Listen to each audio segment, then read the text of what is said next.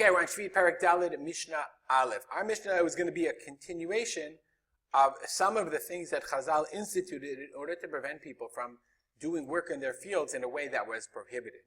Says the Mishnah, Barishona hayu omrim, melaket adam eitzim va'avanim ve'asavim betoch shalo. Originally, they would say a person can collect, melaket means to collect, sticks, stones, grasses in his field. Kederech shu melaket betoch shel chavero.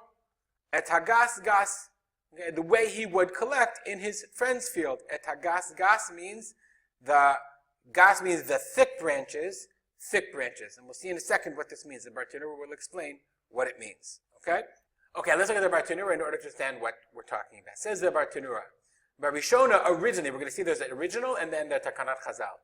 Okay, Barishona originally, kiderech shu melaket mechavero et hagas gas, meaning the way he was melaket.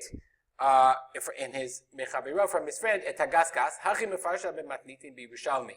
So this is how it explains in Yerushalmi. Barishona originally hayomri melaket adam mitoch shalo etagasgas. He can collect in his own field the thick branches. Kederech shemelaket v'shel chavero, the way he could collect in his friend's field bein gasin bein dakim, whether there was gas thick branches or dakim or thin branches. Now, the problem is like this. You're allowed to collect branches from your field for the wood. You're not allowed to collect branches from the field in order to clear the field, because remember that we're talking about the idea that a person is prohibited from doing work that would enhance the value of the field, or not just that, make it more workable for after Sheviit. Okay? Even though when you collect eitzim, branches and grasses from the field, you're improving the field, you're fixing it for planting. When you take the thick branches, the thick branches and the thick grasses, when you leave the thin ones, then talinan, we can make an assumption, when you only take thick branches, okay, therefore, it's clear that you're taking the thick branches because you need the branches. Because if you were clearing the field, you would clear the field totally. You would not leave the grasses. The same way, kederech de talina, the same way we would make that same assumption. If I go to my neighbor's field, and he says, yeah, take what you want. I'm not clearing his field for him. I might love him to pieces, but I'm not doing that for him. So therefore, in my neighbor's field, I was permitted to take not only the thick branches, but the thin ones. So this is how the Bartanura reads it. I'll read the Mishnah again. Barishona Yomrim, in the original they said, Melaket Adam Eitzim Va'avanim Va'asavim Mitoch Shalo. We could collect Eitzim Va'avanim Va'asavim, stones and wood and grasses from his field. Kederushu Melaket Mitoch Shel Chavero. The way he was allowed to collect from his friend's field, thick and thin, in his field he was allowed Et Hagas Gas, only the thick branches. Made you a little chart.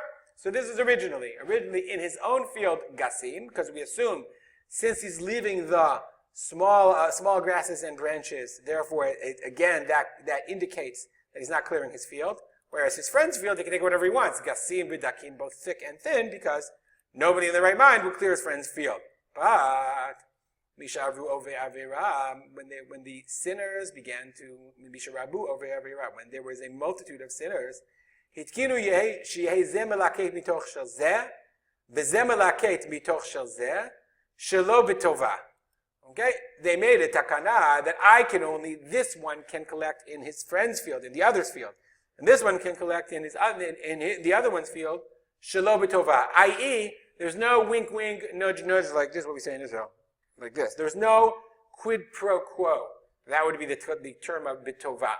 They didn't have a deal between them. I could take from your field, and you could take from my field, but let's see what the Bartanura says. When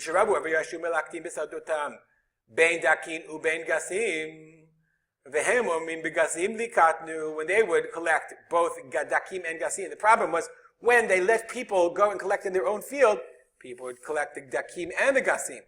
Therefore, shelo b'tova she'eno machzik v'chavero tova. You're not allowed to take it such a way that he owes you. So, because then you wouldn't take the thin ones. Okay? So in the end, after the Takana of Chazal, Toch Shelo, no. Because once they're there, they do gasin, the thick branches, people would just take the thin ones too. And my friends, this is an interesting question. The implication is, now after the gzeirah, I can only take the gasim. Okay? It doesn't mean, I don't think it means that I can take the dakim and the gasim, just the gasim. The Kahati actually learns from the implication of the Bar Tanura. He says, Lo atin laket hadakim. You won't collect the dakim in your friend's field because he doesn't owe you any favors. So he implies, the Kahati says that, and the implication is, according to the Bar Tanura, again, you could only collect the dakim of your friend's field. You're not going to do the dakim. But he also notes in the later commentary, okay, that in the footnotes, well, he doesn't have a footnote, in the later commentary, that there's an implication in the Rambam, that the Rambam seems to imply that you could collect dakim from your friend's field. Look it up in the Rambam. Okay, so therefore it says, after the Gezerah, I collect in my friend's field, and he collects in my field, no quid pro quo, no deal, no favors, nobody owes anybody anything. You can just take what you want. And of course, I don't pay him, I give him food, pay for his lunch when he clears my field. Of course you can't do that. Clear of my field today, of course that's asur, because then it's obvious that you're doing it in order to prepare the field for planting. We'll stop here.